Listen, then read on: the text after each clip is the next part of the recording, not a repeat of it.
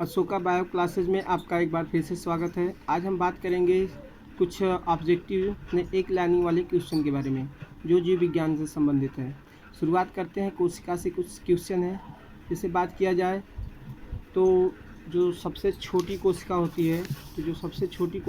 है वो होती है आपकी माइकोप्लाज्मा या उसी को बोलते हैं आप पीपीएलओ।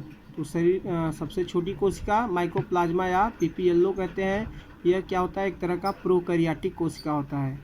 इसके बाद बात करते हैं सबसे बड़ी कोशिका। तो सबसे बड़ी कोशिका जो होती है अंडा होता है। तो अंडा सबसे बड़ी देखा जाए तो पक्षी में शुतुरमुर्ग होता है। तो शुतुरमुर्ग का अंडा जो होता है वो सबसे बड़ा कोशिका होता है।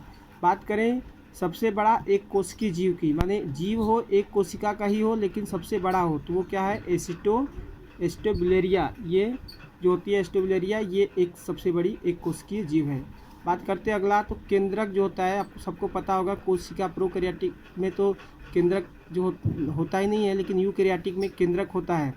यूकैरियोटिक कोशिका में केंद्रक के अलावा जो डीएनए कह रहा है कि कहाँ पाया जाता है, तो आपको पता है डीएनए तो फिलहाल पाया जाता है केंद्रक के अंदर, लेकिन कह रहा है केंद्रक के अलावा कहाँ पाया जाता है। तो यूकैरियोटिक कोशिका में दो तरह की कोशिकांग होते हैं। एक होता है माइटोकॉन्ड्रिया और पौधे में होती है हरित लवक।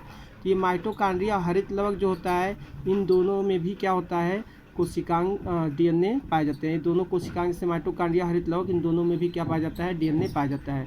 और डीएनए के साथ साथ इसमें राइबोसोम भी पाया जाता है। अतः ये खुद से अपना निर्माण करती हैं। इस कारण इन दोनों को क्या बोला जाता है, अर्ध स्वशासित कोशिकांग।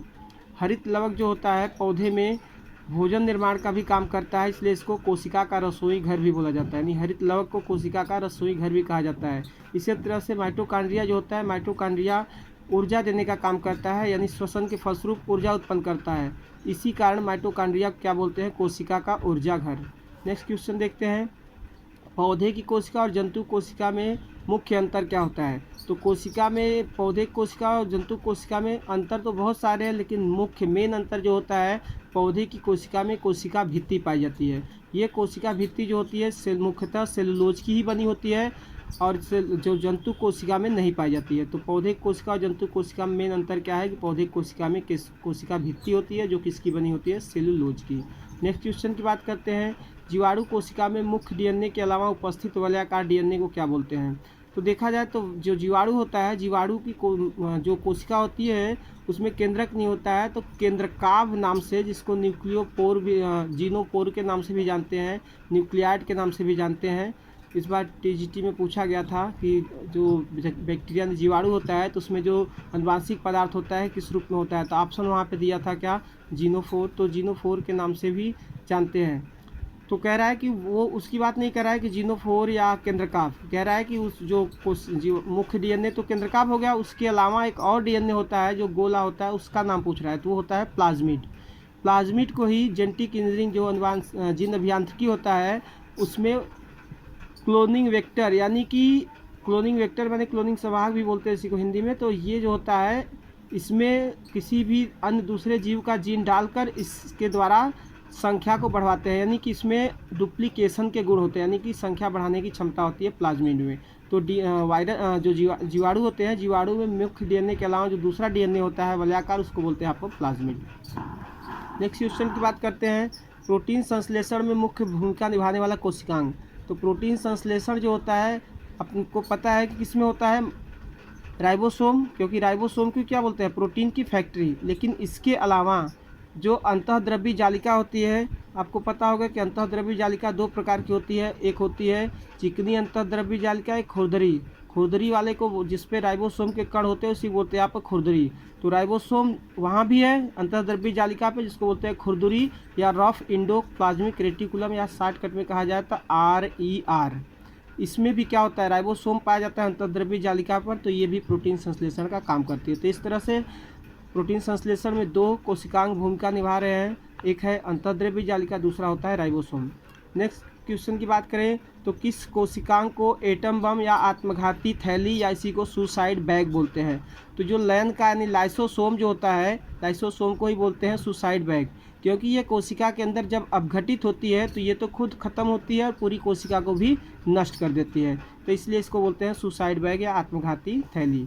नेक्स्ट क्वेश्चन की बात करते हैं तो कोशिका का ट्रैफिक पुलिस किसे कहते हैं। जैसे ट्रैफिक पुलिस क्या करता है, अच्छी मतलब कि जैसे कि जो चीज़ योग्य सही होते हैं उनको आगे बढ़ने देता है, जो मतलब कि परेशान करने वाले होते हैं, हानिकारक होते हैं, उनको अलग करता है। तो बस वही काम करता है कौन, गाल्जी काय। तो इसलिए गाल्जी काय को क्या बोला जाता है, कोशिका का ट्रैफिक पुलिस बोला जाता है। अगला क्वेश्चन है कि निम्न में से कौन मछली है। तो देखिए जहाँ पे सब में फ़िश मिलेगा तो फ़िश मछली होता है, लेकिन सभी मछलियाँ नहीं, इसमें से आपको छांटना है कि वास्तव में है कौन सी मछली। तो सिल्वर फिश जो है ये आर्थ्रोपोडा संघ का जंतु है, सफ़ेद टाइप का जंतु होता है, तो ये तो फिलहाल मछली हुआ नहीं। स्टार फिश इसी को आप तारा मछली बोलते हैं, इकानोडर्मेटा का है। अगला है डॉग फिश।